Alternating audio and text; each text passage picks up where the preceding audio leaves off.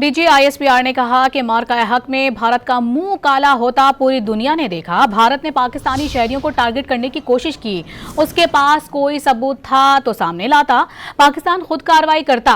किसी पाकिस्तानी शहरी को नुकसान पहुंचाने का इख्तियार किसी को दिया है ना ही देंगे। तर्जुमान पाक फौज ने एक सवाल पर वाज़ेह किया कि पाकिस्तान ने अफगानिस्तान में अफगान तालिबान को नहीं, तहरीक तालिबान पाकिस्तान को निशाना बनाया। मार्का हक में जब इन हिंदुस्तान का मुंह काला किया जाता है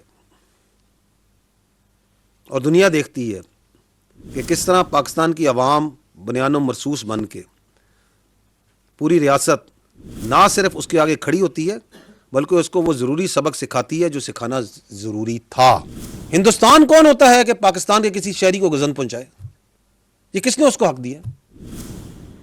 अगर आपको कोई प्रॉब्लम है, अगर आपको कोई एतराज है, अगर आपके पास कोई सबूत है, तो क्या कहा था प्राइम मिनिस्टर ऑफ पाकिस्तान ने पाकिस्तान मिलिट्री एकेडमी में खड़े होकर बिफोर 6-7 में, before they launch that so called Sindoor, कि अगर आपके पास किसी किस्म का सबूत है तो आप ले आए, हम एक्ट करेंगे।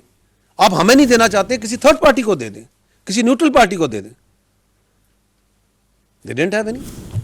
ये राइट किसी ने नहीं दिया था हिंदुस्तान को, ना दिया है ना दे सकता है कि वो पाकिस्तान के किसी एक शहरी की तरफ, पाकिस्तान के किसी एक इंफ्रास्ट्रक्चर की तरफ को नुकसान पहुंचाए। So we didn't target the TTA, we didn't target the Afghans. ये तो आप TTP है ना।